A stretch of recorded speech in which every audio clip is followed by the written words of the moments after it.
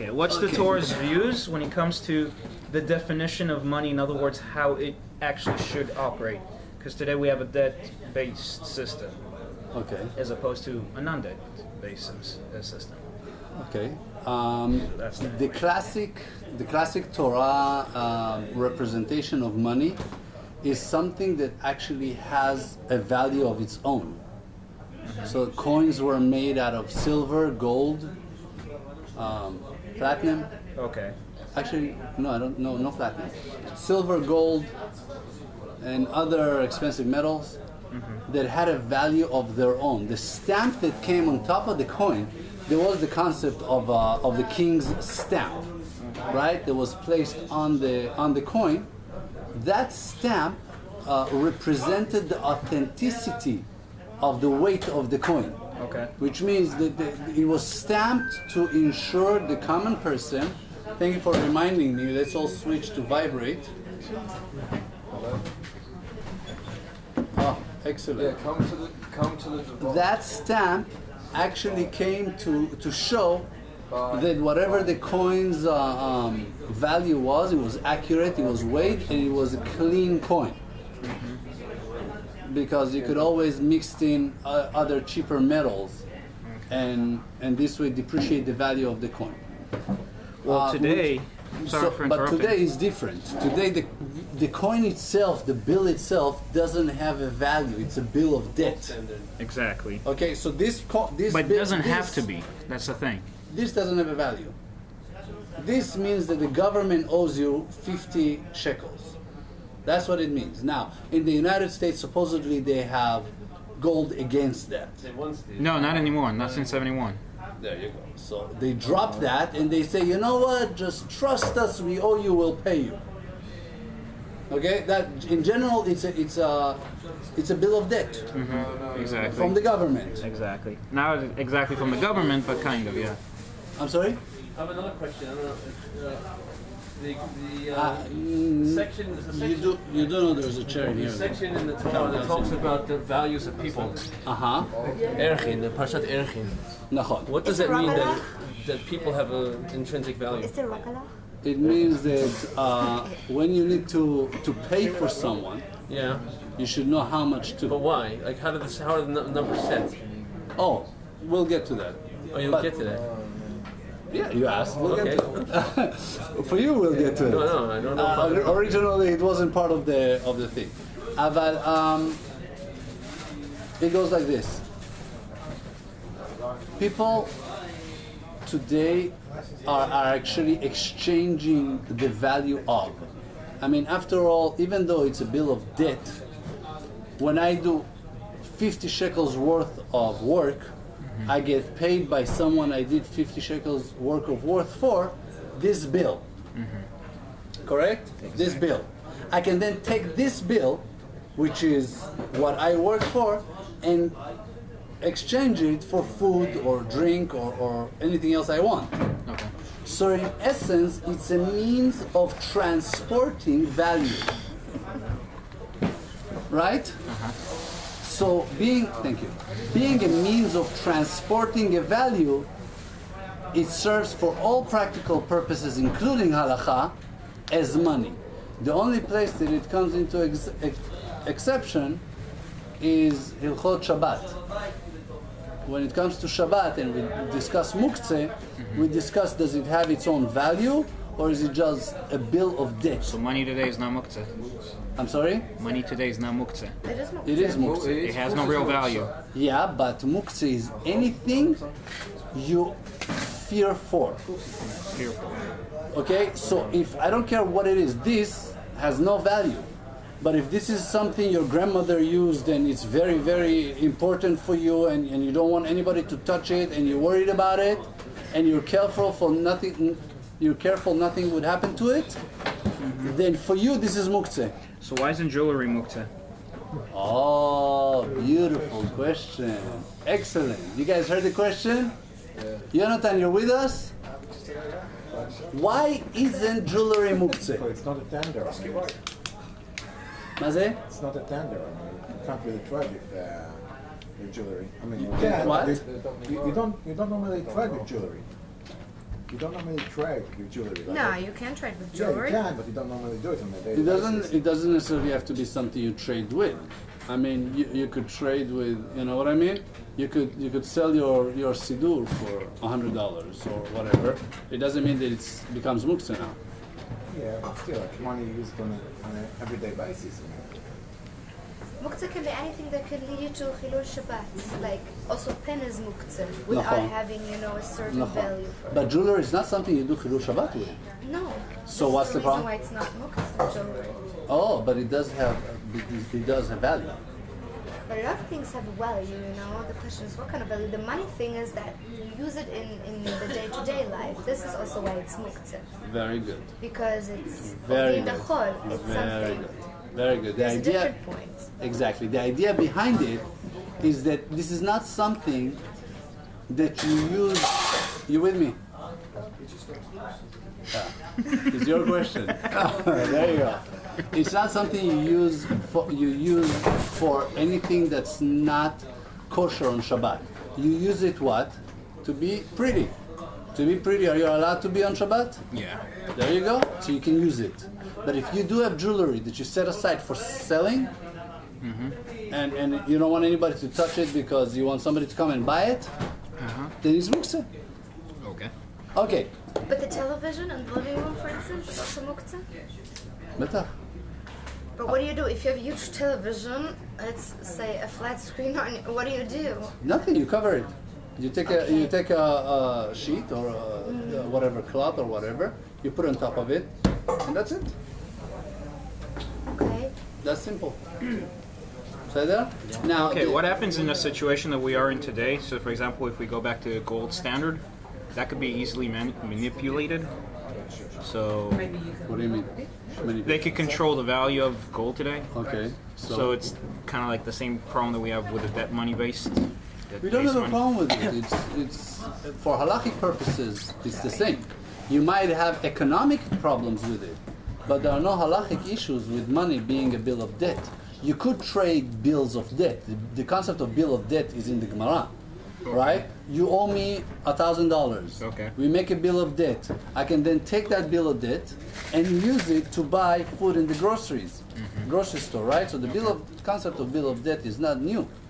They took out one of the concepts, which is the actual money having its own worth. That's out of the system. Fine. But the concept of bill of debt didn't change, and the value of and the rules and the halachot did not change at all regarding bills of debt. So everything we studied in this program still works and is still intact. Now regarding Erchin, where is he? He asked. He's out. Okay, he'll have to ask me afterwards. Good evening. Welcome.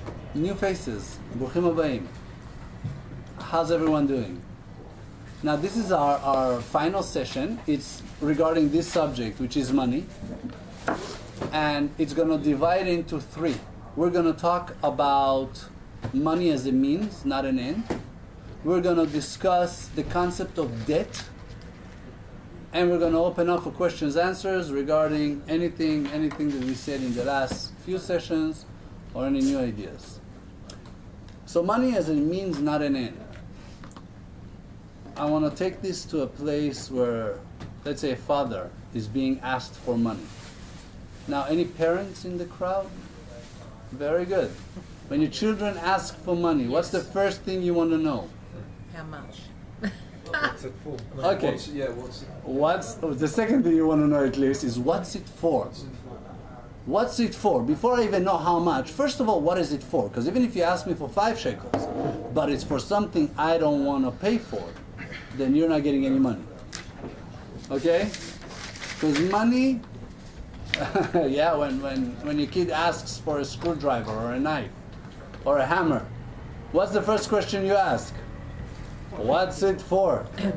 Okay? Now, especially if you have boys, you gotta make sure that you know what you give them tools for before you give them the tools. First thing you want to ask is, what is it for? This is exactly what we're being done when we ask for money from God. When we tell God, God, please send me money, He says, what's it for?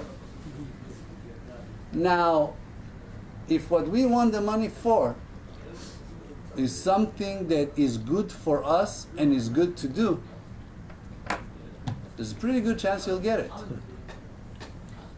If what you want is not good for you, or not good for others, or it's not the right time, good chance you will not get it. It's got nothing to do with if you deserve it or not.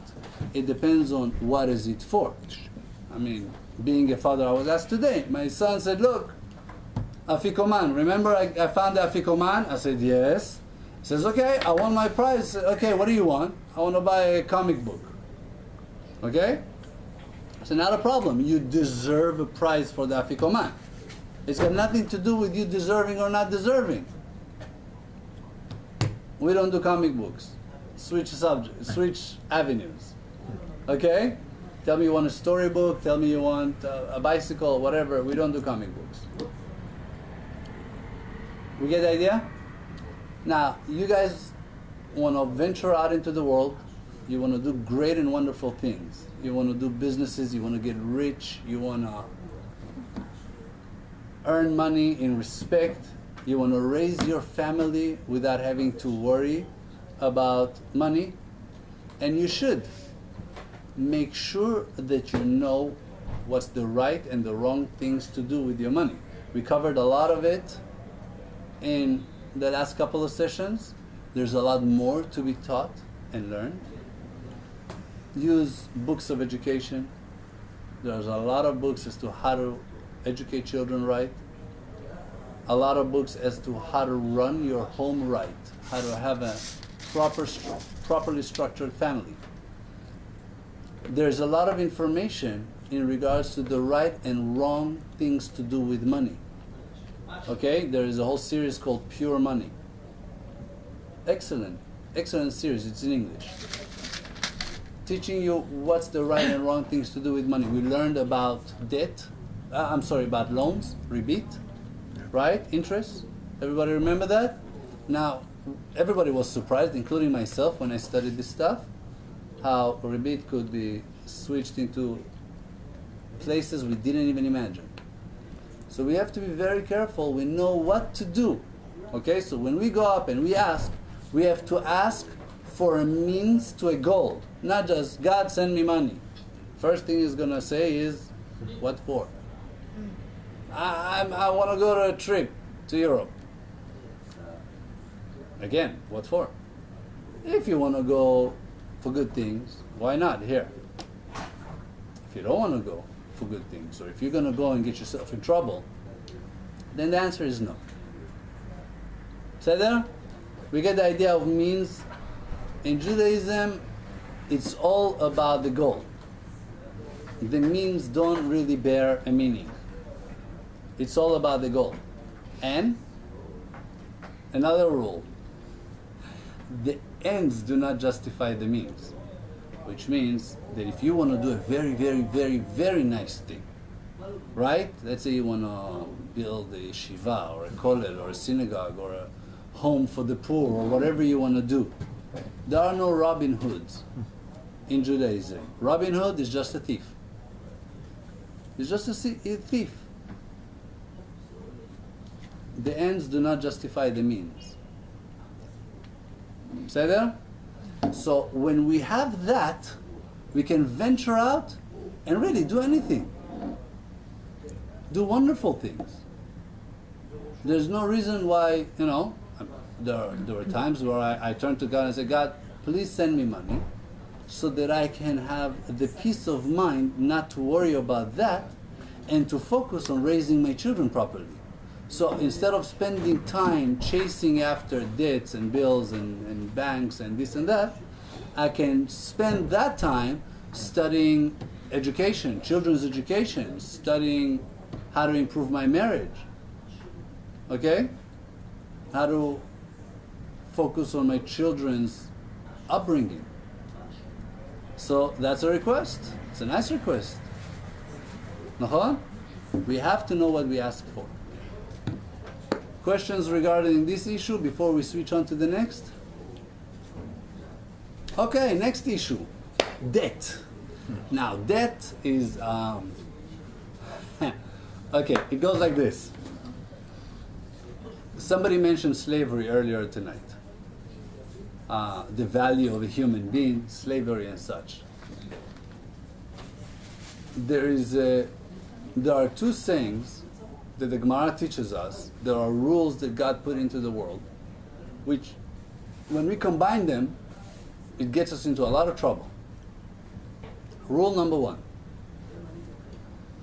anything that a slave gets, finds, earns, belongs to Master.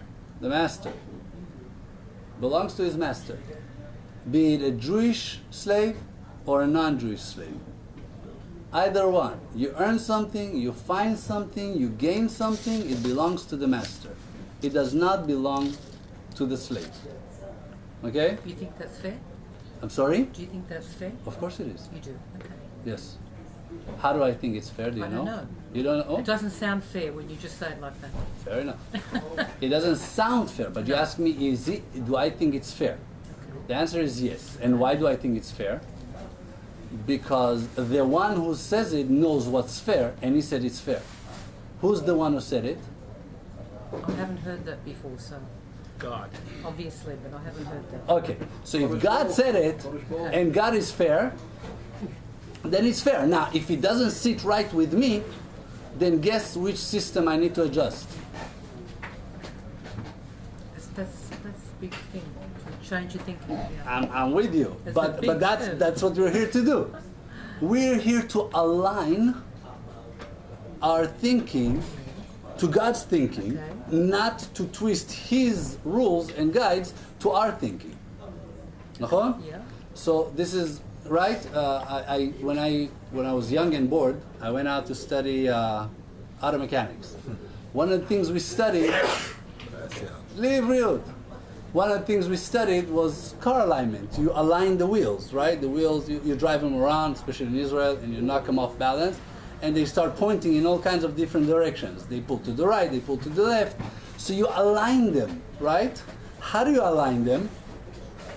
Well, there is a machine that shoots out two beams, and you align the wheels of the car to the beams. Now it's much easier to go over to the machine, give it a kick, the line will tilt a little to the left, and you're perfectly aligned. Did your car get aligned? No, the car is still crooked.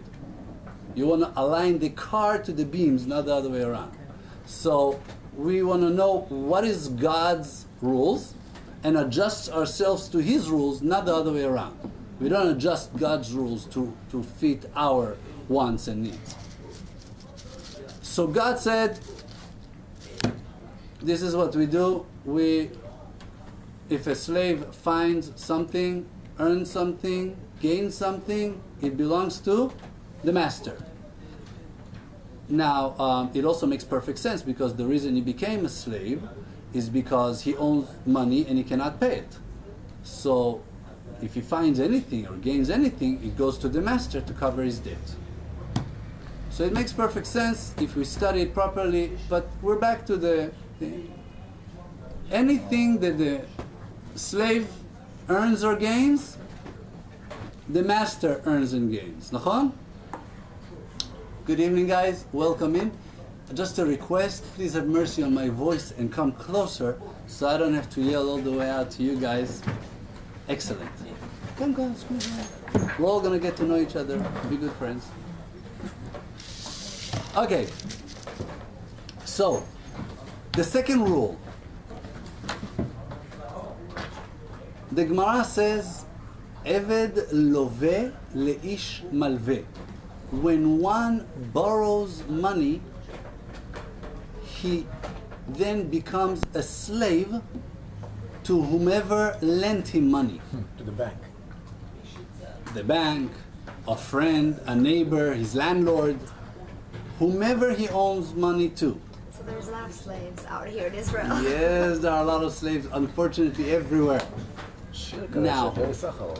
I'm sorry? שיר של ברי סחרוף, כולנו עבדים. There you go. Now, the idea, may I trouble somebody for some as well, please?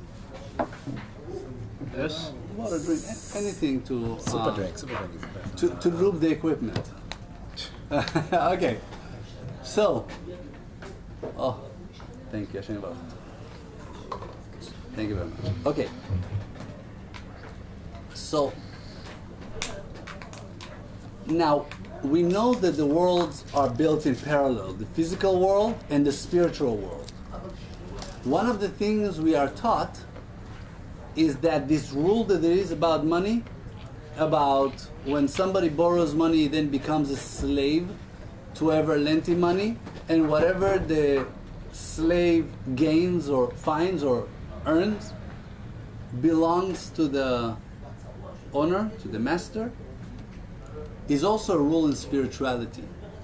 Which means if you owe somebody money, he gets everything you're supposed to get spiritually. Can you say that again? Can you Yeah. When you owe somebody money or anything else, he gets spiritually the things that are meant for you. Why? Can you Excellent elaborate on question. that? 1 second. So you make, like, I'm going to the shul and my landlady is actually enjoying that? I mean, that's what you're saying? Yeah, betach. Oh, yeah. Yeah. They get a lot of your shefa. Now, shefa is a lot of things. Shefa is happiness. Shefa is raising your children at peace. Shefa is being in sync with your partner. Shefa is finding a partner. Okay? Shefa is money. Okay? The spiritual power of money, which then turns into physical money. Now, a lot of it is going to whoever you owe money to. Now, there are conditions to this. Let's study some of the conditions. First of all, one of the conditions is that if you owe somebody money and the sun goes down and you don't pay him, you're already in trouble. Okay? That's fine. It's called Beyomot Iten Scharo. You have to pay him Oh, yeah. when he finishes his job before the sun goes down. You can do a mitzvah every time you take a cab. You finish your ride with the cab, Beyomot Iten Scharo, you give him the money right there, you did a mitzvah. It's a mitzvah to pay a person when he finishes, at least before the sun comes down. If he worked at night, before the sun comes up. Okay? Now, there are 2 exceptions to this mitzvah. The first is if you literally do not have the money. Now, a lot of people, and I run into this epidemic more and more, they have the money, but they just don't want to part with it right now. So they tell you, come back tomorrow. Okay, it's an actual avirah. It's an actual avirah to do that. You have to pay him. If you have the money, he finished his job, he's asking for his money, you have the money, you gotta pay him. Okay, it's an actual avirah. You can say, I didn't do anything wrong, I'll pay him. Here, I paid him tomorrow, I paid him a week later. If you had the money and did not pay him, it's an actual avirah. The second is if he doesn't want the money. Doesn't want the money. He says, look, please don't give me the money now. If you give me the money now, I'm going to spend it on garbage. Keep it, pay me at the end of the week or at the end of the month, pile it up for me. Yeah. Give it to me then you're okay. But if the guy comes knocking and he says, look, I want my money, you got to pay him. If he's happy that you have his money, like the banks are very happy that you have their money. They don't have a problem. As long as you keep paying them monthly a little bit, just to make sure that they're still going to get their money, they're quite happy that you have their money because it just keeps multiplying. You keep owing them more.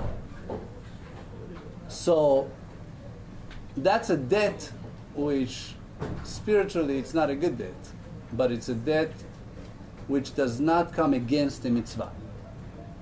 Okay? Now we talked about the whole concept of ribit, of interest.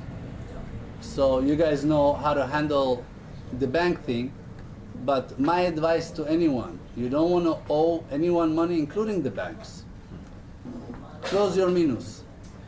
Okay? Now if you've had a debt of, 4,000 shekels to the bank for the last 10 months, Go get this money somewhere, borrow it without interest, with the possibility of returning it on a monthly basis, close your debt to the bank, and just with the interest you were paying the bank and with the amalot, fees that you were paying the bank, you can pay off the debt.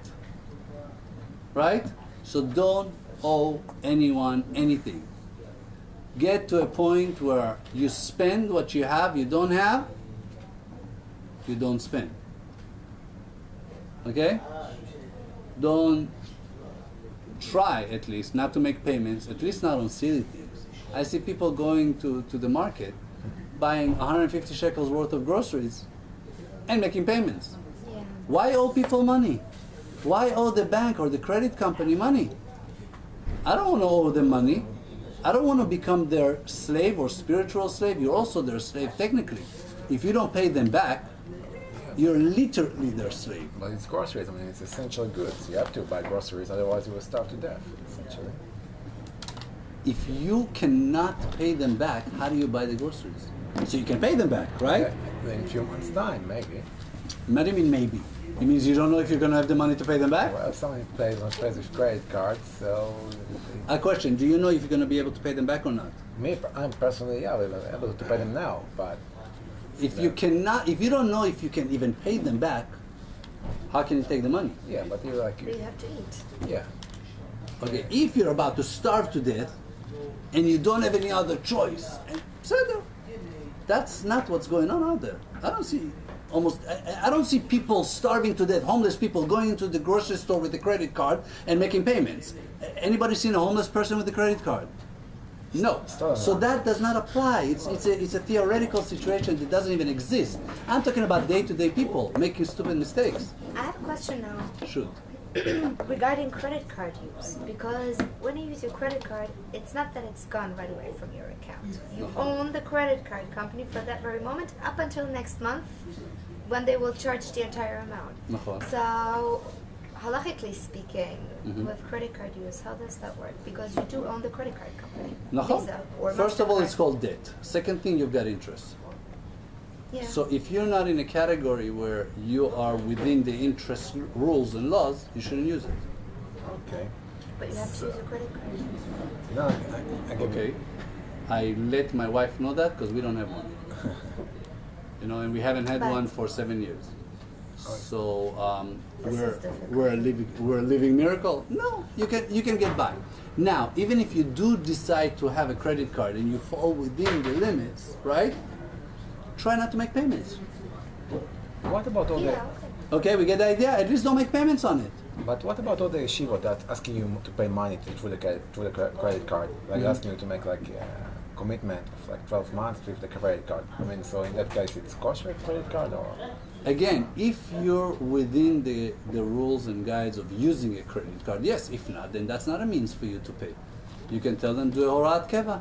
Out of the A bank. horat keva is a bank transfer, right? A monthly bank transfer. That's what I did. They came to me and said, look, can you sponsor us? We want 50 shekels a month or 100 shekels a month donation. Ezer Mitzion came up to me and they said, can you help us out? And I said, gladly, you guys do an amazing job. You do a great work. You help save lives. I would love to help support you. They say, okay, can we have your credit card number? I said, no. They said, why not? I said, because I don't have one. But even if I did, I wouldn't do it with credit card. I have a bank account. Let me give you my bank account. I'll sign off monthly debit and just bill me every month. Just pull it out of my bank account straight. I have money. It goes. I don't have money in my bank account. They don't get to get a donation that month. See that? So we don't want to be in debt. We don't want to be in small debt. We don't want to be in large debt. And if we're already going to be in debt, make a payment arrangement with that person so it won't be a situation in which he's asking for his money and not receiving. Okay? The worst form of debt is when you're in debt, the person is asking for his money and he's not getting it. But if you go to somebody, I had a situation where I ran into a problem. I owed somebody money and he was asking for it. Said, hey, I need the money. I said, you're absolutely right. Went out, took a loan from somebody who said, look, make me payments, give me 1,000 shekels a month, we're good. Wonderful. So there's nobody out there with the title of a master. We get the idea? So even if I'm a slave of means, it's not with the proper master. Okay? So you don't want your shefa. A lot of people come to me and they're sad, they're miserable, they're depressed, they problems with their kids. One of the questions I ask them is, how are you guys doing financially? We're doing horrible. What does it mean horrible? We don't have a lot of money. Okay, are you in debt? If they say yes, I know exactly where the problem is. Now you could be in horrible financial situation without being in debt. It doesn't have to go hand in hand. I know that the modern economic system taught us that you're only in trouble when your credit line ends. Okay? So when you maxed out your credit cards, that's when you're in trouble. In reality, whenever you're using a single penny you do not have, that's when you're in trouble. Okay? So you want to get out of this concept. This concept of debt is a harmful concept. First of all, it's harmful logically. Just think about it.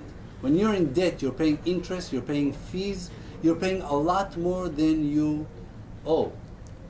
Anybody knows when you go and buy, I don't know, a 1,000,000 shekel apartment and you take a mashkanta, a bank loan, Mortgage. a mortgage against it, or a mortgage to pay it. Anybody knows how much you end up paying for that apartment? Anybody did the calculations? What do they tell you? They tell you it's 2%, it's 3%, it's Pay double. this, it's 5, it's... Compounding interest. I'm sorry? Or around 40%? No, more. No, you pay double the price. No, you don't pay double. After 30 years? Depends on how many years. After 30 years at about 5 to 6%, you double the price. Okay. Everybody's loan's different. Now, it goes like this. They don't differ that much. There are no, most people that take, there's an average mortgage on the market. The average mortgage is 25 years. Yeah. The average mortgage is 6%. Okay? The average mortgage means that you pay what? You buy one apartment, you pay for two. Double. Yeah, you paid for your apartment and you bought the bank another one. Yeah. There is a simple calculation, by the way. It's called to calculate a mortgage. It's called the rule of 70. Essentially, you take the number 70, divide by the percentage, like the interest rate. Like let's say 7%, so 70 divided by 7 is 10. 10. So it takes 10 years to the money to double up. So essentially, if you take in like $100,000 loan, yeah, and with 7%, so in 10 years' time, you actually paid 200,000. So by his calculation, we bought the bank two apartments.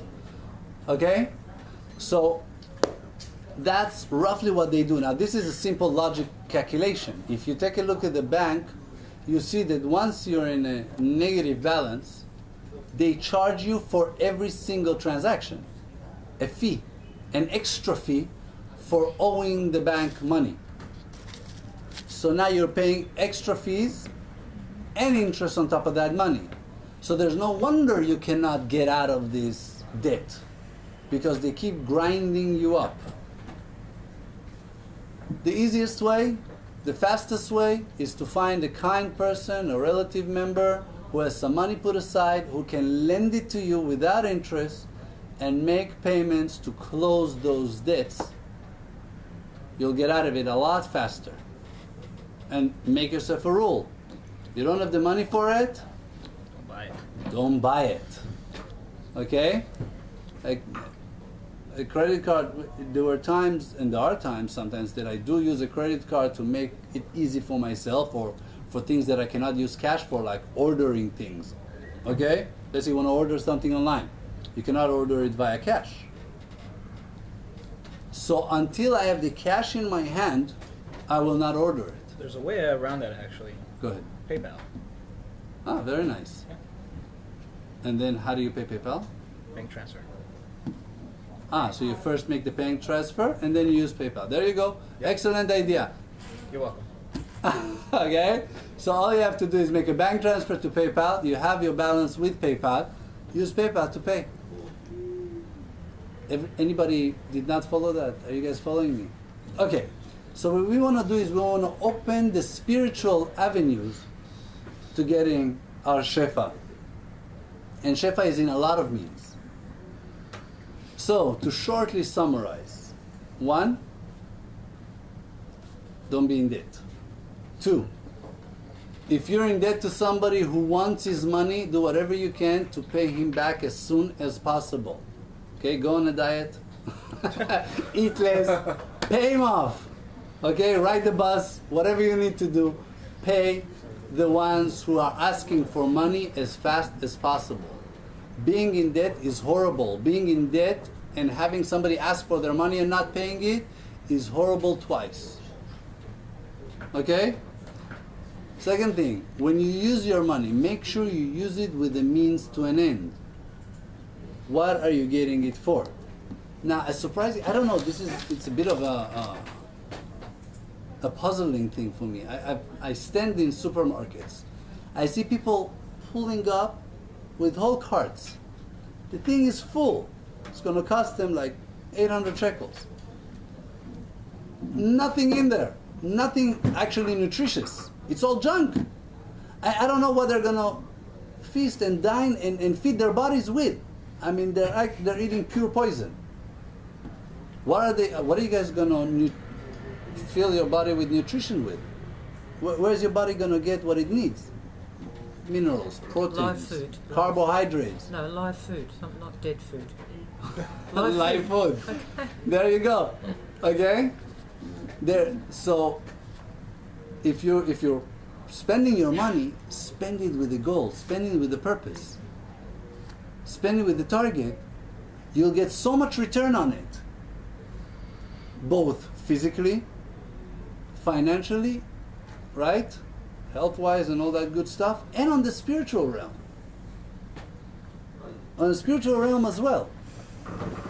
You get amazing results. I can tell you firsthand that there is a secondhand actually, somebody very close to me said, there's an organization called Pa'amonim. What they do is they help people get out of debt. How do you think they do that? Do you think they give them money? Advice. Only advice. They say, look, you don't need money to get out of debt. You need to change the way you work. You need to change the way you manage your money. If you simply change the way you manage your money, you can get yourself out of debt. You don't need money to get out of debt. Most people who are in debt are people who earn money, surprisingly enough. Okay? Broke people usually are not in debt. They know they don't have money, they don't spend money. Okay? Now they don't take loans because they know they don't have anywhere to pay it Not back like anybody from. will give them a loan. There you go. Nobody would give them a loan, and if they could, they know they can't pay it back, so they don't take. So these people are okay. You know who are in trouble? The ones who are actually working and making money. Okay? So how do they get out of debt? Restructuring their financial structure. Restructuring their debt. There you go. Refinancing their loan. That's another way to get in trouble. Okay, questions so far before we start our question answer session. Yeah, you didn't answer one of them. We got off track. You said if someone lends you money, they get your spiritual something. Mm-hmm. Can you explain that? How do they get your spiritual thing? You said that they get your spiritual benefits No, if they they do. lend you money. Can I explain how it works no, or why it works? I've never heard that before. It's just something I... Before I heard it, I never heard it before either. Yeah, but where does it come from? Is that also from the Torah? Yes, both rules are from the Torah. Okay. And the fact that it has spiritual implication comes from the Torah as well. Okay. Okay? Is that because the person has lent you money? It's not the only place where we can get into spiritual trouble. You know, when you speak Lashon Hara, everybody knows what Lashon Hara is? Yes. Okay. You know, when you speak Lashon Hara about somebody, whatever his wrongdoings are in life, hop over and stick onto you. Can I explain it? No. Does it happen? Yes. Okay? So there are a lot of rules that if we do not know, did you know that if you take apart salt to its components, you get a poison and a bomb? Poison You in a get bomb. poison and a bomb. First part of your If you take salt apart to its components. Salt is a molecule. It's made out of what? Two materials. One of them is a bomb, the other one is a poison. There are a lot of things we don't know about life. Okay? There are a lot of interesting things we do not know about life. Okay? For example, if you tie a potato to any body part of yours that has a bone under it. Okay, take a potato, cut it in two, strap it onto your arm, right? Wrap it up, get up in the morning, give your arm a good smack, the bone will crash. Why would you want to do this? I didn't say you want to do it. Well, if you want to get out of the army, it's a way. But that's what the they do. Russian one. That's one way of doing it. They just snap the bone, they break the bone in two, and you know, they're home on a month or 2 months vacation. So that's one way of doing it. Now, there are a lot of things we do not know about the world. There are a lot of things we do not know about the physical world, and we live in it, and we can see it and feel it with 5 different senses, and we know almost nothing about it. The spiritual world, so much more that we do not know. Now, the spiritual world works with rules as strict and as non-forgiving as the physical world. Whether you deserve it or you do not deserve it, you're a good person or you're not a good person, if you stick a fork in the socket, you will get electrocuted. Everybody agrees? Spiritual rules work just the same. Now, let's say you do not know that you will get electrocuted. Will you still get electrocuted? So what does a smart person do? Study about electricity before he messes with it, right? And if you're not that smart, you study about electricity once you start messing with it.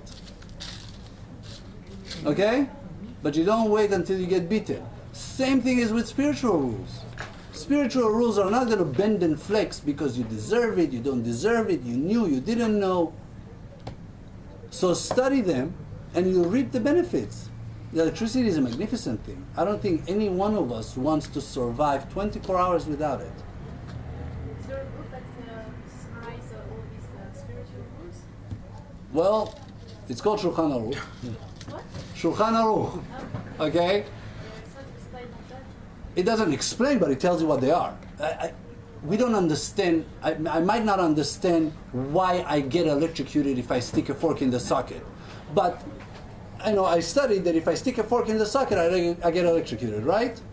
That's what Shulchan Aruch does. Teaches you what to do, what not to do. You stick to the rules. You might not know why it happens, but it works out great. Okay? It's the same thing. I don't know what is it with water that nourishes the body and how it works, but they told me if you want to nourish your body, what do you need to do? Drink water. So I drink water. 2 liters. You see, you just made it worse now. I need to drink 2 liters, right? Okay, so I drink 2 liters. How does it work? What does water do? I don't know. But it works. I don't know what Akamol does, right? Not a lot of people in the room can explain to me in detail how Tylenol works. But everybody agrees it works? With the Shulchan Aruch,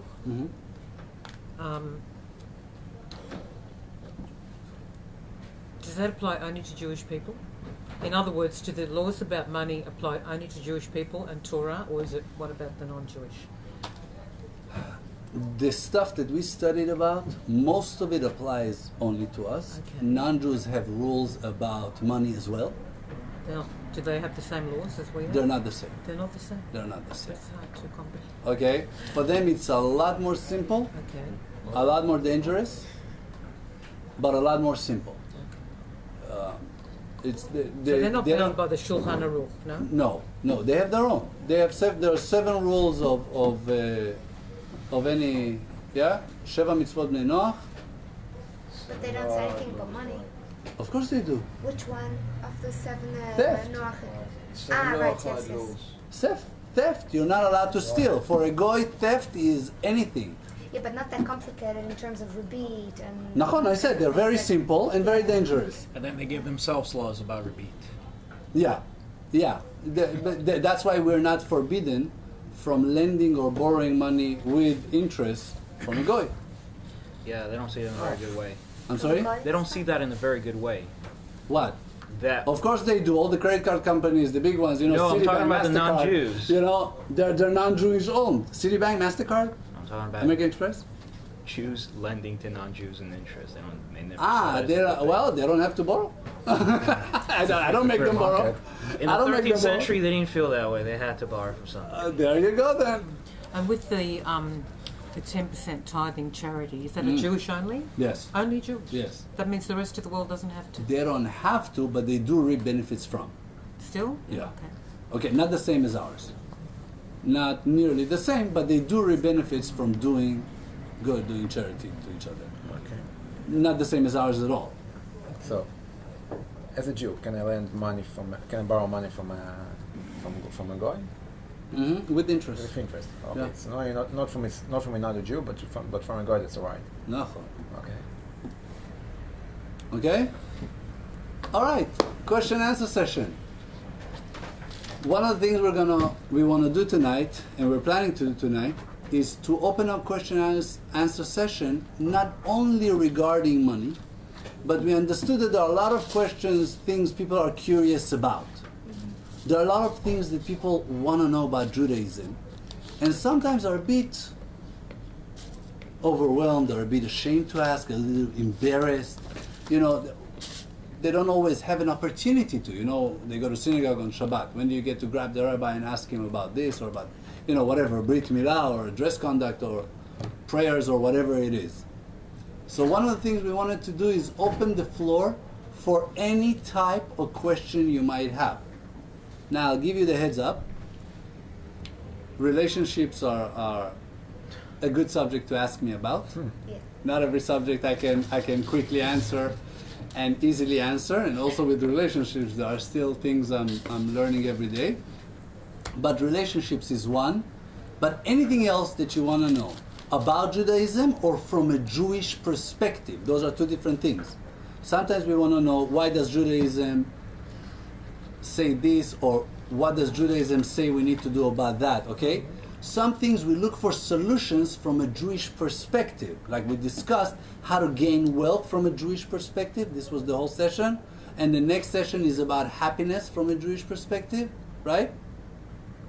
The next series up is about happiness. So we want to ask questions regarding what, how, and perspective. So the floor is yours.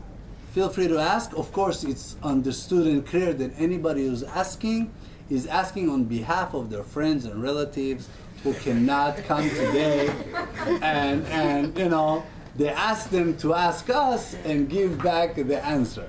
On YouTube. I have a question. What a shot. Okay, yes. Okay, I have a question regarding relationships. Mm-hmm. What do you think are the things that have to be in common between a man and a woman to make a relationship actually work? Because people are different, which is fine, but there are always some things you have to be similar in. What do you think those points are? Because you will have to compromise, which is not a problem, but there's points you can't compromise about. Amen. Okay. That's all right. Thank you very much. You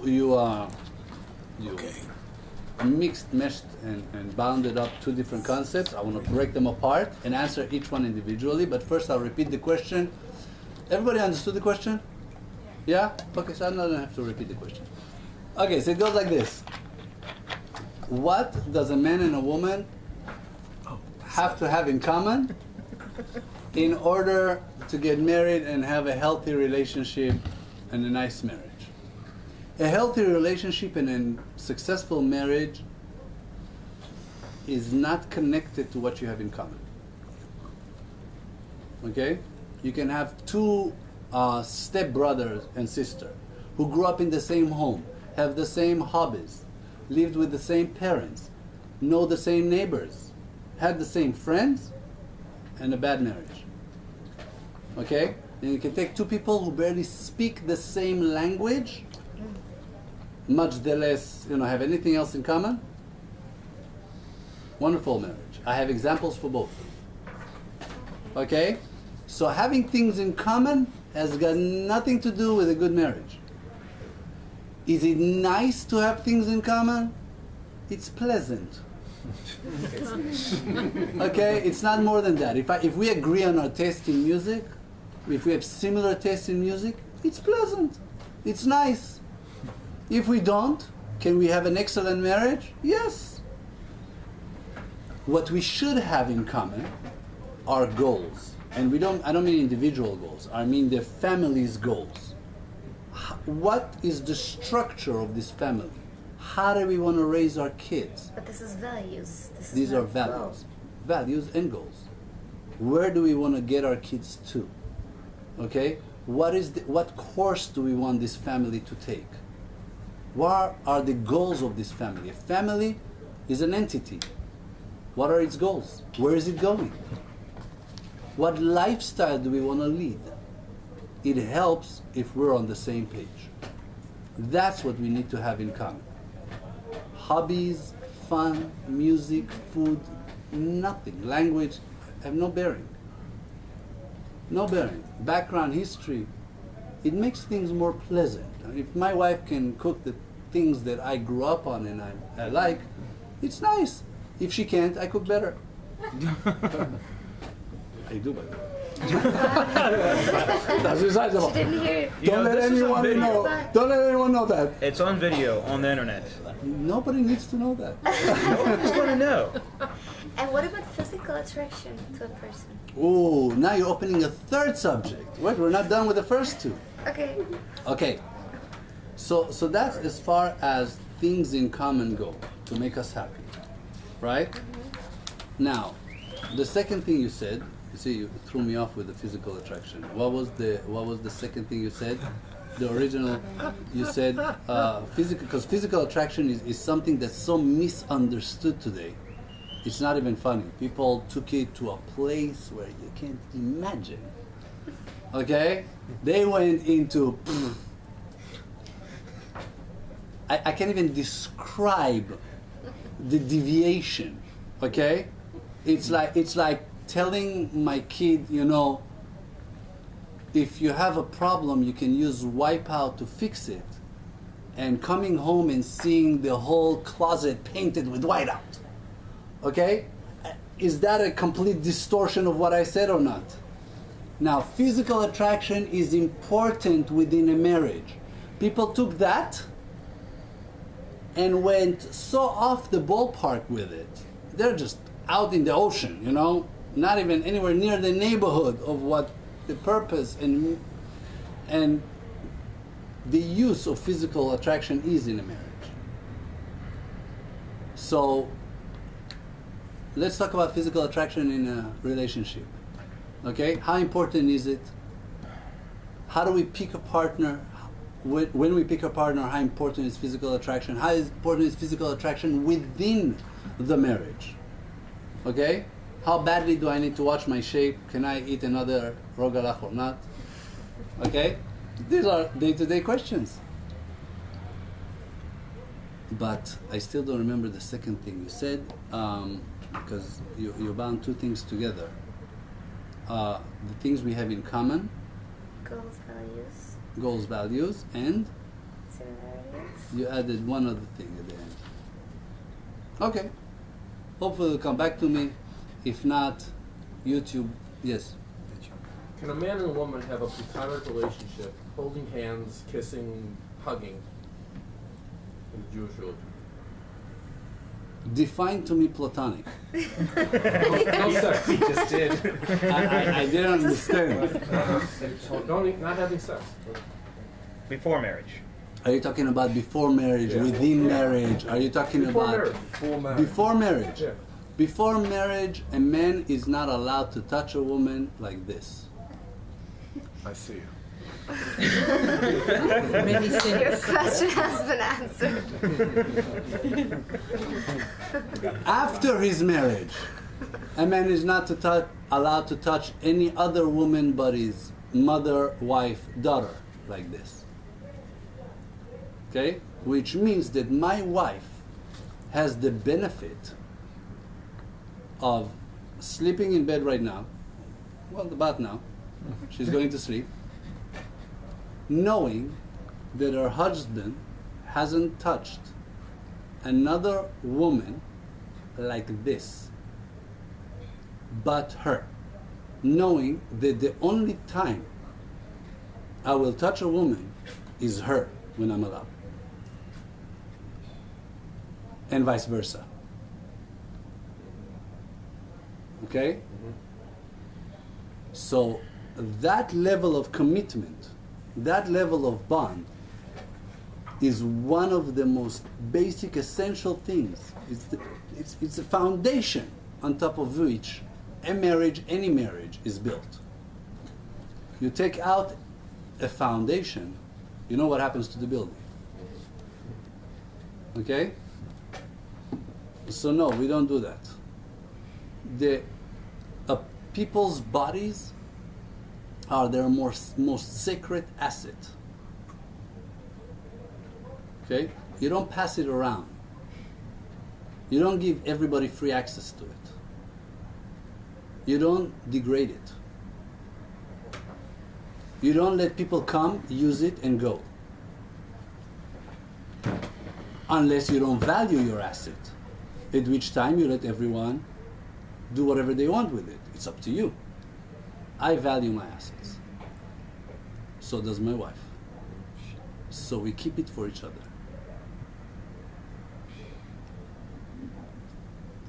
Back to attraction. Okay, you guys got so silent on me, I got scared. Okay, back to attraction. Now we're not going to be able to post this on YouTube. Okay. It just became, what is it, R-rated? NC 17. There you go, 17. Okay, so it goes like this. Attraction is extremely important within a marriage. The question is, what is attraction? Attraction is composed of 4 parts. 4 different elements combined together is attraction. How you doing? Come on in. Yeah. Okay, excellent. What is attraction? First part of the attraction, and unfortunately what people made the most important part of the attraction, is the physical look. You know nothing about the person, right? You see a picture of them, knowing nothing about them. That is pure, simple physical attraction. Okay? Second part of the attraction is this chemistry we have together. This bond that develops between 2 people. How we talk to each other, how we interact. Third part of attraction, what the person does for me. The kinder a person is to me, the more they give me, the more they do for me, the more attractive they are in my eyes. Fourth, what I do for them.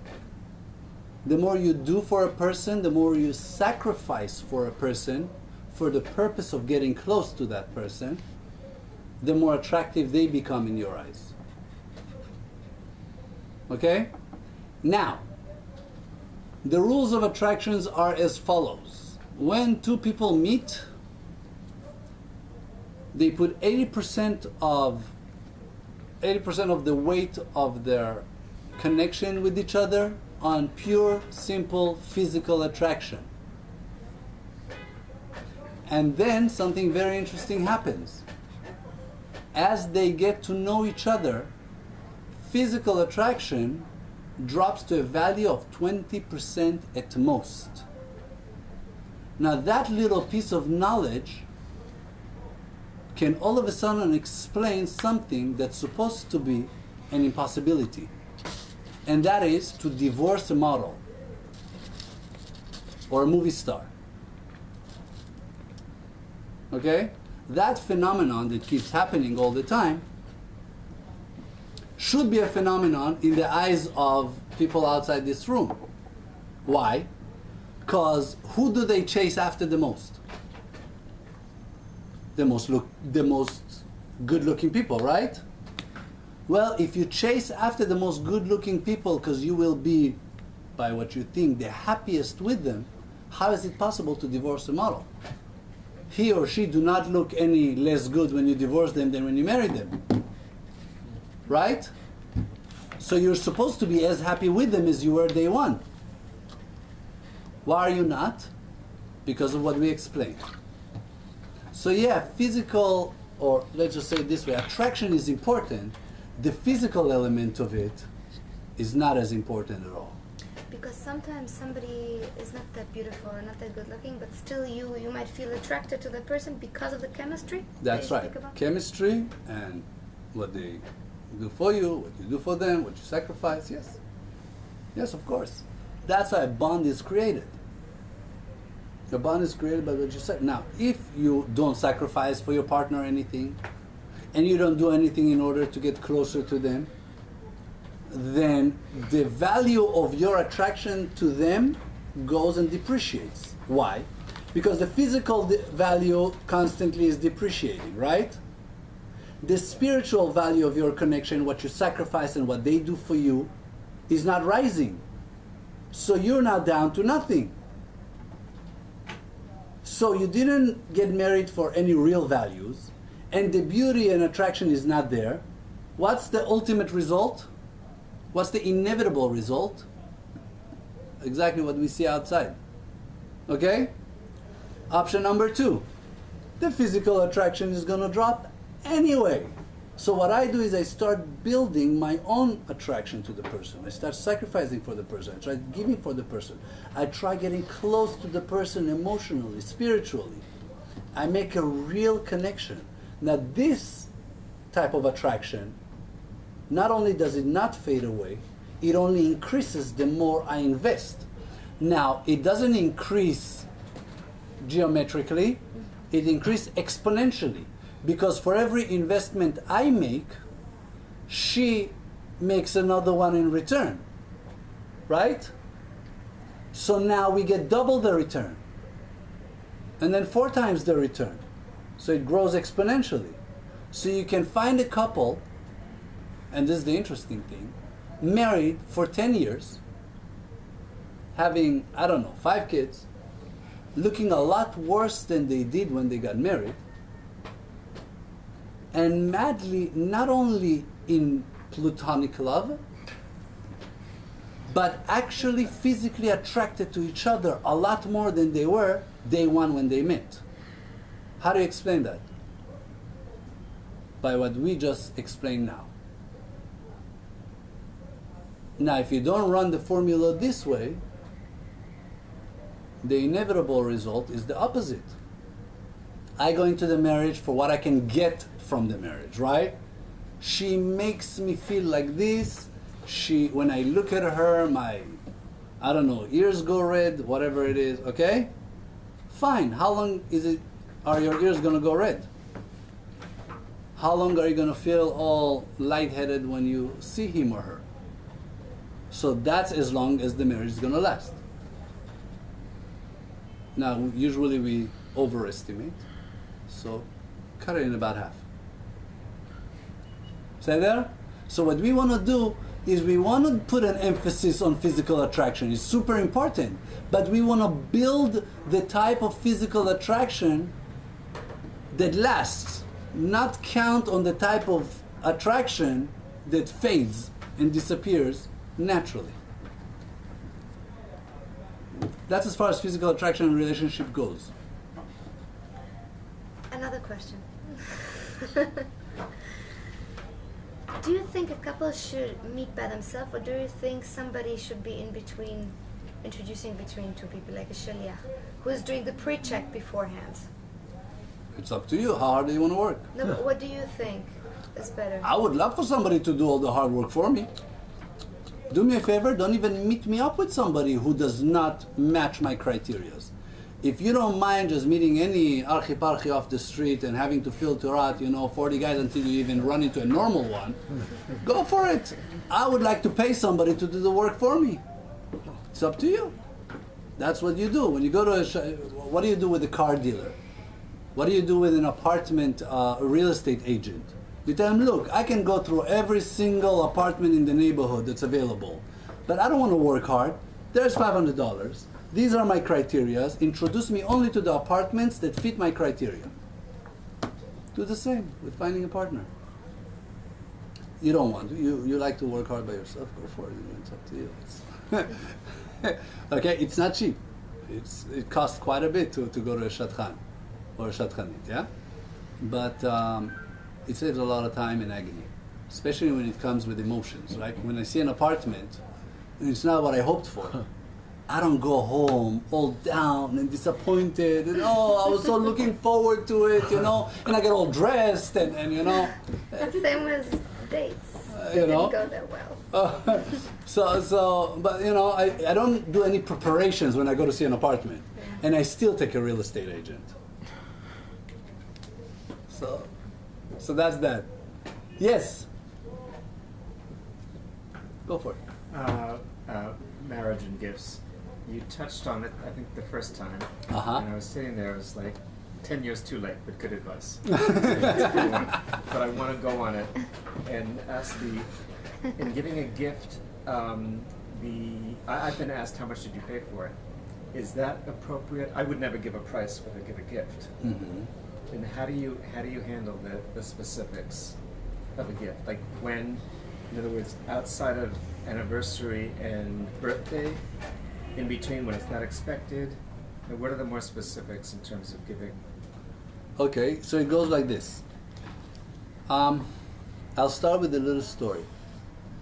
I had a couple that came to me where one of the claims that the woman made was that my husband is cheap. Okay? Husband is cheap. Now, I'm not really giving up secrets here because I have more than one couple that came to me with that claim. So there we go. My husband is cheap.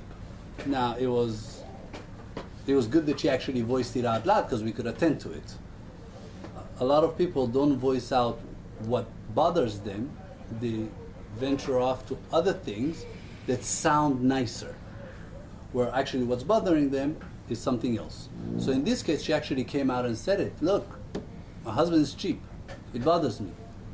So I sat down for a one-on-one talk with the husband. And I said, look, you heard what your wife said. What do you say? He says, look, you know my financial situation. And I do know his financial situation. It's not very good. You know my financial situation. I said, I do. So, is your wife dumb? He said, no. I said, then why does she call you cheap? She knows your financial situation better than I do. If she's calling you cheap, and she knows your financial situation, what does she know that I don't know? He says, I don't know. So let me give you a tip. When your wife comes to you and asks for 100 shekels, she knows you cannot afford 100 shekels. She asks for 100 shekels because that's what she needs.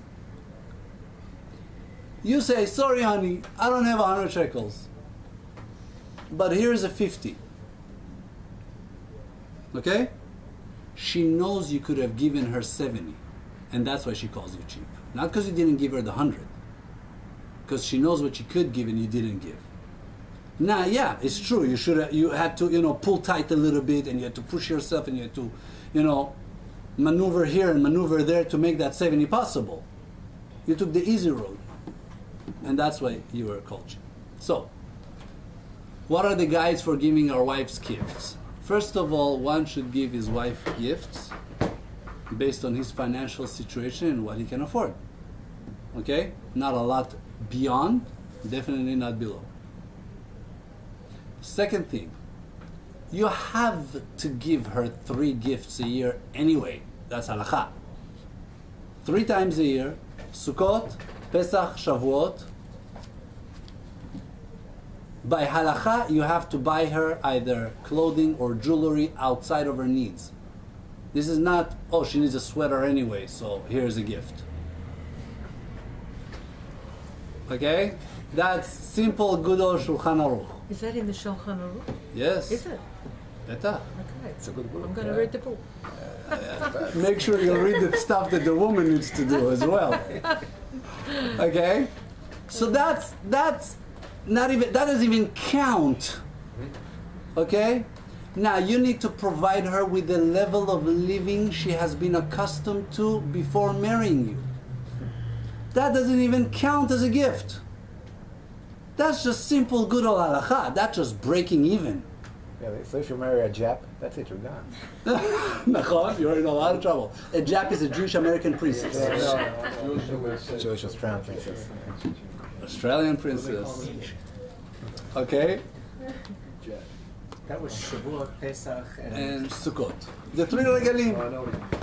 It says, V'samachta b'chagecha. I'm getting the men in a lot of trouble tonight, aren't I? I haven't heard of this. because that's in addition to birthday and anniversary. Nobody said anything about birthday and anniversary.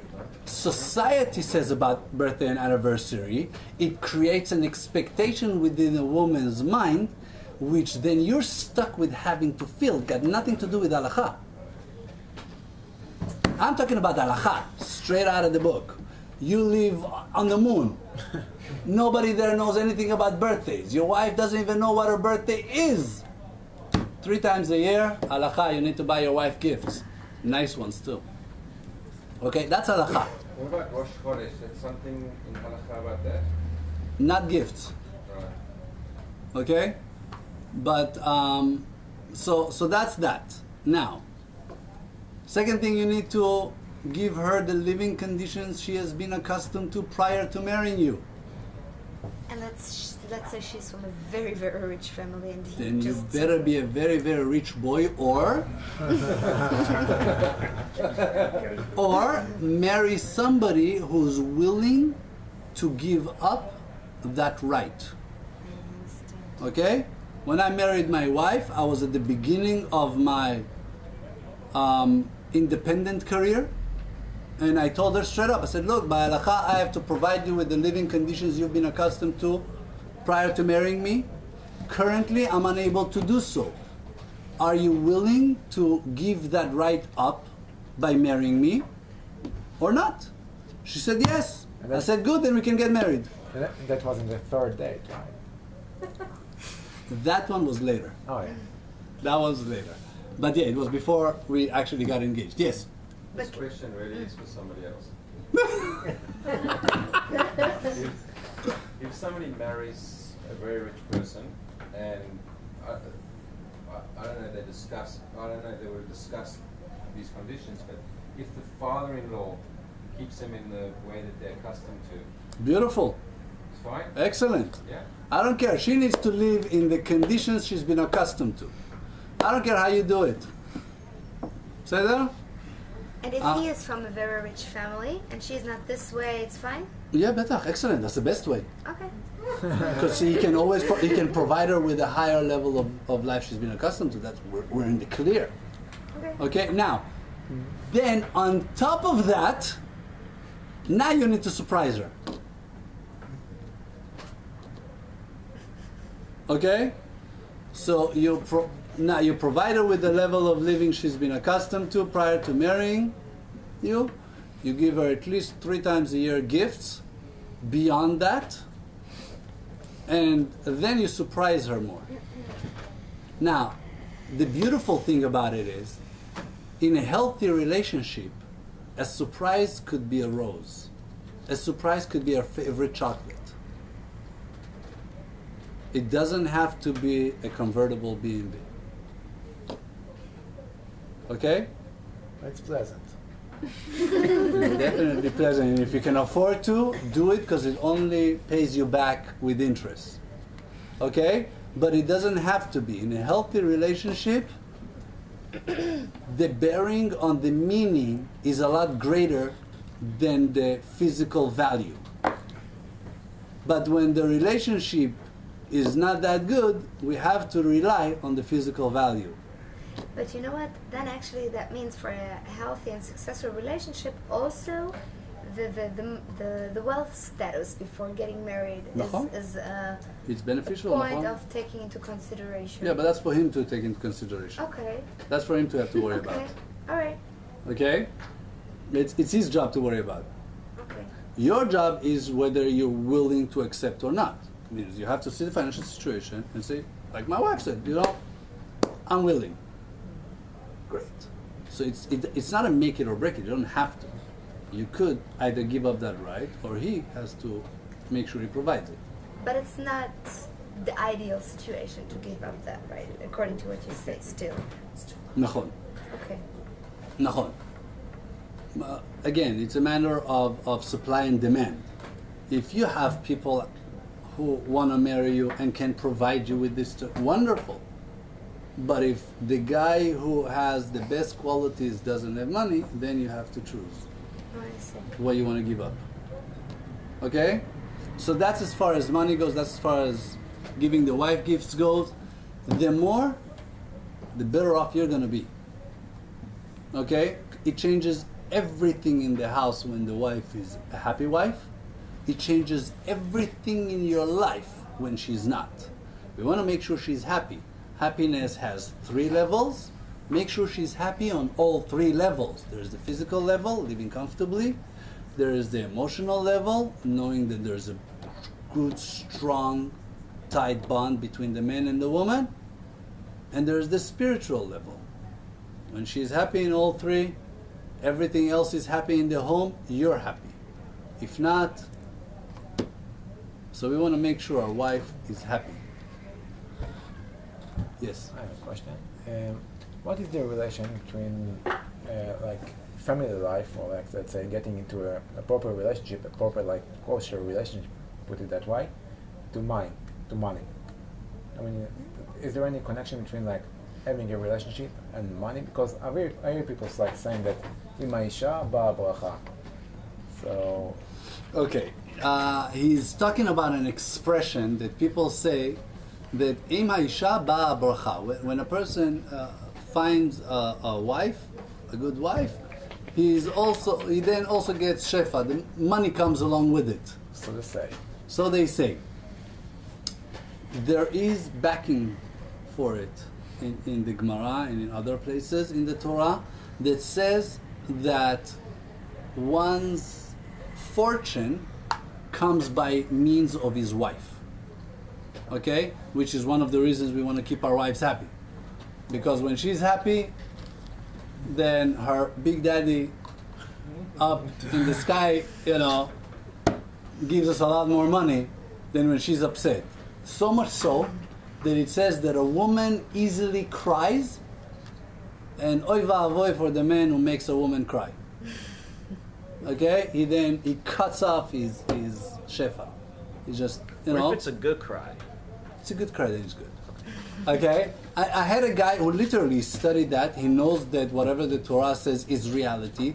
Called me up and says, look, I'm on my way to do some big business. I got into a fight with my wife. She's crying. What do I do now? I don't want to screw up this deal.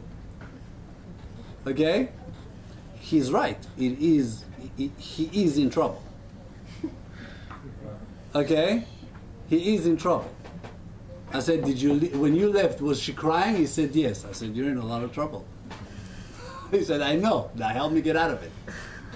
Okay? So yeah, there is a connection, especially chatanim.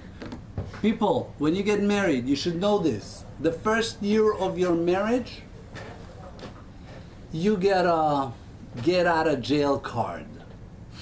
Okay? Luck is tilting towards you.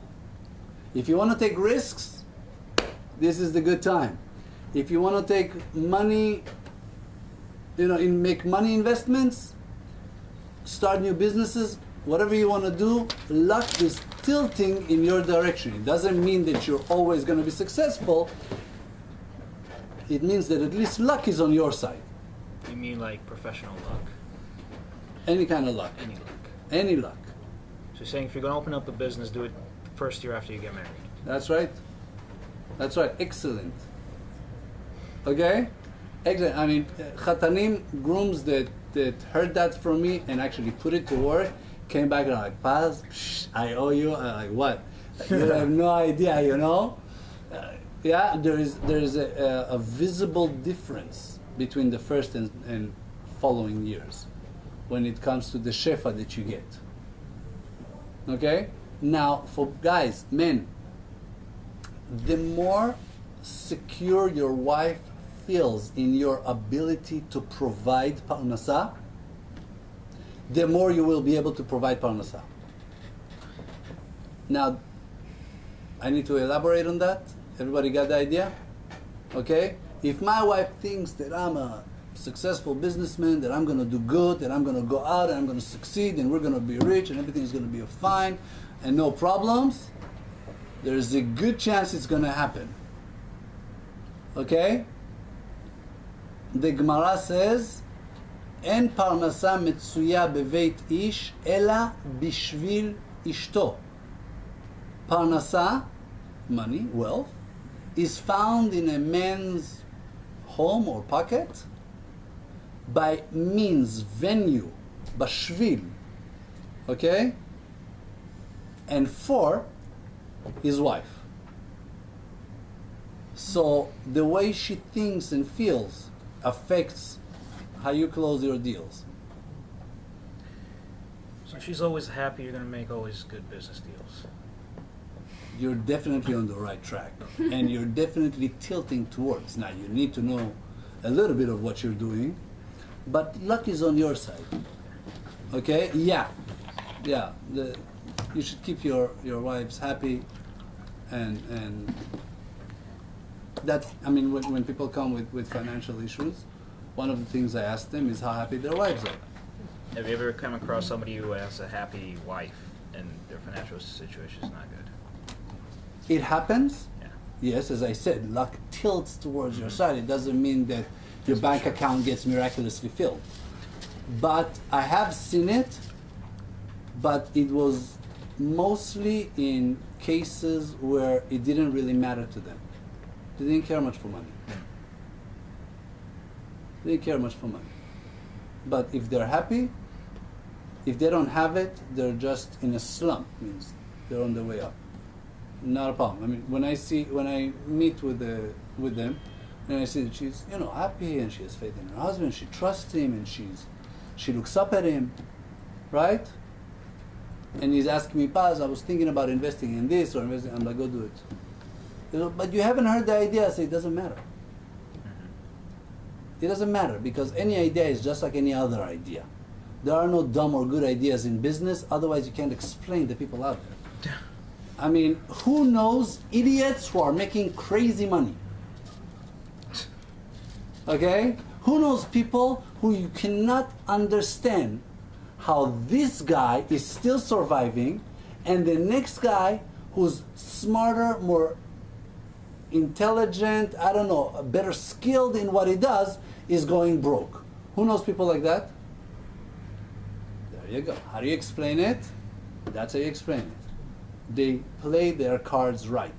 Not only the relationship thing, but the other stuff as well. Being smart doesn't help make you money. I know a lot of smart broke people. Being talented doesn't help make you money. It helps, but it doesn't make you money. So what helps? I'm sorry? Other than that, what helps? Okay, I'll give you I'll give you a look from behind the curtains. Okay, I'm going to pull out the curtains and explain to you a little bit of what's happening behind the curtains. Okay, of the spiritual world. Just a bit, just a tad. We'll get a feel for it. Are you guys in focus? You're with me? Everybody had coffee? We're good? Okay, so it goes like this. Drink. Huh? Super drink. Hashem Yerachem. Yes, super drink. Yeah. It's a color factory that went broken, decided to make drinks. Okay, so it goes like this. The spiritual rules go relatively like that. There's a barrel, a big barrel, huge barrel, that's supposed to contain wine. A rich person comes once a year and fills up that barrel for you to the level that he thinks is good for you, and that you're going to use well. Okay? So you'll stay healthy, not get too drunk, and so on and so forth. You can sell this wine, whatever you want to do, okay? Now it's up to you to attach the hose and keep the hose clear and clean, running over to you. Okay? That barrel is the shefa designated for you once a year by God in Rosh Hashanah. Rosh Hashanah, when we go to pray for our lives. Our shefa is decreed upon us in Rosh Hashanah. It is possible to change it afterwards, but it's very difficult once it's been decreed upon us. Say there? So our shefa is decreed upon us once a year, Rosh Hashanah, for the rest of the year. Now it's happiness, children, health, everything is in the package. It's then up to us to make sure we get it right. Sometimes people have holes in their barrel. Wine is dripping all over the place, right? They do avero, they do gezel, lashon hara, they do all kinds of stuff. They make holes in their barrels. Wine is pouring everywhere. Then they go to God, God, I'm miserable, why don't you give me? I'm like, I'm giving you. You're making holes in your barrels. What do you want me to do? It's up to you. Fix your holes. Then, only then do we go out of work. And all we have to do is do our proper, simple, normal work. Just don't kill the pipe. Don't make a dirty pipe. Don't go over gezel within the workplace. Don't work in things that are not kosher. And they don't have to be black and white not kosher. They can be dirty kosher. Would you drink from a dirty hose? It's not clogged, but it's dirty. Nobody wants to drink from a dirty cup, right? So that's how we do in Parnasa. We keep it clean. Keep it clean. I had a company in the United States. When I used to hire a secretary, when I used to hire staff, one of my criteria was, how attracted am I? How what? Attracted am I? Okay. If I'm attracted, that's not a good idea. Okay. There goes the business. Okay, just logically, I won't be thinking about the business, I'll be thinking about the person next door. Simple logic. Not even going into the spiritual realm of it. Right? Making clear, kosher money, simple money. Get the hose. Whatever is supposed to come to you and whatever is good to you will come to you. That's it. What we learned here are some of the tactics for clogging all the holes we have in our chavit, in our barrel, and how building a clean pipe. The final one is to pray for God to fill that barrel as much as possible next New Year's. Next Rosh Hashanah. When I say New Year's, it's a bad translation to Rosh Hashanah. Okay? Next Rosh Hashanah, we don't have to wait for Rosh Hashanah to pray for it. We can pray for it starting from now. Okay? If I tell him, look, I want to give some of this wine to this and that person, good chance I'm going to get more, right? Right? If I say, you know what, I've made some damages to my barrel, but I'd like to seal them up. Open my eyes, show me where my mistakes are. I want to fix up the damages. I don't want any more leaks. You're pouring, I'm trying to get, and it's all leaking out. So God opens your eyes. You'll start seeing things. You'll start learning things. You'll start going to shiurim like this and learning what you need and need not do to seal those holes, those leaks. And then the easiest part is work. Work is nothing. Work is just connecting the hose. How tough is it to connect the hose? You go out, do a clean, decent parnasa for your whatever hours a day. What do we work? 8, 9 hours? How many hours? I don't know. People went crazy today. I'm sorry? Between 9 and 10. 9 and 10, Hashem Yirachem, okay? 9 and 10. Okay, I don't know if we're allowed to work animals this many hours a day, but they work us. Isn't that kind of like slavery? Huh? Isn't that kind of like slavery almost? What do you mean kind of like? That's worse than slavery. You Well, know, I was slave in trying to be Judaism is moderate. I right. didn't want to be a little bit too extreme by saying it is No, slavery. a slave has rights in Judaism. Has a lot of rights. It has so many rights. It's not worth it to own a slave. So this is worse than slavery, straight out, A according lot to worse. Judaism. A lot worse than slavery. What's being done today. But anyway, so you work for your X hours a day, but make sure you don't do gezel. Make sure you don't What does screw gezel up. mean? Sorry? What does gezel mean? Theft. Theft, okay. Theft. But there are two types of theft in Judaism. There is gneva and gezel. Theft, that gneva, is to go in at night without the person knowing, stealing something and going home. Gezel is when he deposits something in your hand and you take it for yourself. Like the company owner puts a phone in your use. You use it for personal phone calls. That's gezel. This is rip-off. However you call it. Okay? So just do your thing right. There's no reason. God, you have to understand. Okay, this is something that maybe is a foundation to understanding the philosophy behind money. We start off from the following point. Okay? A, God is a rich daddy with no limitations. He has without any limitations. There's no such thing as he cannot give me, or it's too much, or everybody cannot be rich, and yet that concept does not exist. God does not have limitations as to what he can give you. Now the next question is, does he want to give me? Well, you're his favorite child. Okay? From all the creations he created in the universe, being a Jew, you're his favorite child right off the bat, just by being a Jew. Just by being a Jew, you're already his favorite child. Now, trying to do what he wants you to do and trying to be good in his book makes you even more favorite. There's no reason you shouldn't have everything. The only thing he keeps away from you is only what he knows will harm you. Okay? Now, I will share with you a personal story. When I wanted to marry my wife, I lived in the United States, met my wife. No, she was there on a trip. She went traveling to the United States. I met my wife, and I'm like, I want to marry her. I uttered these words, I'm going to marry you, out of my mouth. My financial situation went boom, down to the floor. Nothing. I couldn't bring in a penny. Oh, it was horrible. I went through a drought. Okay? For approximately 9 months, I went through nothing. Okay? So I'm sitting in the United States, looking around, scratching my head, saying, look, I've been everywhere, tried everything I can think of. I'm not making any money. I might as well not make any money sitting in Israel studying in a yeshiva. Right? So I come to Israel. I study in a yeshiva. We decide to get married regardless.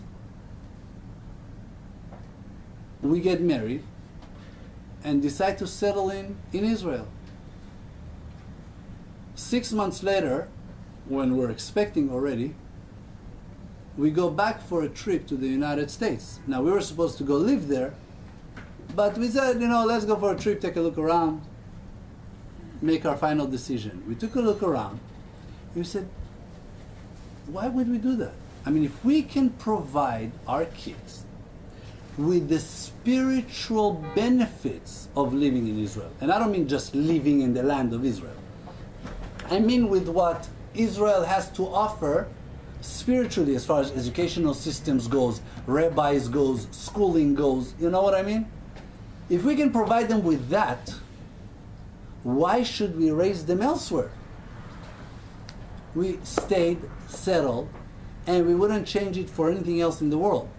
Now, if God would have given me that money I was asking him every day, 3 times a day, sometimes 4 and sometimes 5 times a day, during those 9 months, would that be good for me or bad for me? Bad. There we go. Bad. Okay? Now it's okay because it says that En tefillah shava reikam. Any prayer you send out eventually comes back. Well, it comes back Came in here. In Israel. That's right, it came back in Israel. Okay, it's not going to waste. None of our prayers go to waste. What is the Jewish point of view when you pray for another person? Excellent, you get paid first. What do you mean by that? Sorry. Which means, but let me just close the deal on sorry, that one. sorry. Okay, so we get the idea? What you ask for, which is why we always add at the end of our prayers, Male mishalot libeinu letova. Please, if you're going to fill our heart's wishes, do it in a way where it's good for us. And if it's not good for us, don't give it to me. Don't give it to me. How many people do we know that ask for things, receive them, and it turned to be the worst things for them? Right? Don't do that. Don't just ask for something. Ask for something for it to be good for you. And if it's not good for you, say, please don't give it to me. I think that it's good for this person to be rich and it's good for this person to be healthy. I don't know, maybe it's good for him to stay ill. Maybe it's the best thing that ever happened to him. Maleh mishalot libenu letova. בסדר? We don't know the absolutes. He knows the absolutes. We leave the decision to God. Now, you're asking. Yeah, if you pray for somebody else, Mhm. what is the Jewish point of view? The Jewish point of view when you pray for somebody else is that you serve as a hose Yes. to provide him the bracha. So you get first. In other words, when I know of somebody who's poor Yes. and his friend is poor, I tell him, pray for your friend. Okay? So you have the merit of praying for somebody else. You have the merit of getting paid first, Okay. and he gets the shefa as well. It doesn't come instead of praying for yourself. Yes. It comes in addition to. But it definitely helps. It also helps with people who do not have children. A couple that doesn't have children and another couple that doesn't have children, pray for each other. It doesn't come instead of praying for yourselves, but it comes in addition, and it helps a lot. It helps out. Also, you want to know another way of opening shefa for yourselves? Be happy for people who got it. If you're looking to buy an apartment and you're having difficulty doing so, and you hear of somebody who found an apartment, strain yourself and be happy for him. It's a wonderful way of opening up venues for yourself. God says you don't have it and you didn't receive it and you're still happy for your brother, you should have some too. So the Jewish point of view is excellent. Okay, jealousy is completely useless. Jealousy has no value at all. When the Rambam talks about the different attributes people have, being happy and being sad and being poor and being cheap, talks about jealousy, and he says that all attributes have to be balanced. One should not be too chirpy and not too Moderate. exactly, not too sad, should be moderate. You shouldn't spend too much money, waste it all, and you shouldn't be cheap. But when it comes to jealousy, jealousy has no moderation, it has no value. Drop it. It's useless. People get what's best for them. Okay? It's not what they deserve, because we don't get paid here for what we do. Any good thing you do here, you get paid for where? Olam haba. Olam haba. That's right. You don't get paid here. If you're starting to get paid here, you're in a lot of trouble. Yeah, because somebody once explained to me that there's people getting paid here and people getting paid in the next room. That's right. So That's you right. just said we're going to be paid in You do not want to get paid here. Okay, if you start getting paid here for whatever good deeds you do, start worrying. It's not a good thing. Okay, we don't get paid for our good deeds here. Here we get tools. Here we get equipment. Here we get materials for building. It's not payment. Okay, here we get what we need to get our job done. Payment is there. which is why you'll see a lot of righteous people, they don't want to get any benefit from the things they do here. Nothing. 3 mohalim, 3 people did Brit Milah on 3 of our 3 boys. Okay? I had to chase after them and ask and finally stick the money in their pockets, one of which slammed the door in my face. He said, why? Why? If I get paid from you, how much are you going to pay me? 500 shekels? 1,000 shekels? God gives me endless reward. Now, the moment you pay me, the reward I'll get up there is minimal, is nothing. I already got paid here for it. Why do you want to ruin it for me? I said, fair enough. Fair enough. If that's your explanation, good. Okay? So our good deeds, let's get paid over there. So it's not a matter of you deserve it, you don't deserve it. Yeah, you can make holes in your barrel. Don't make holes in your barrel. But it's not a matter of deserving or not deserving. You should all be wealthy. You should all be happy. You should all have everything you need. And you should want what you need. And not the other way around. Okay? And may God bless you with Shefa in all venues and ways possible. Thank you very much. Amen. See you guys next session. Square. Looking to you.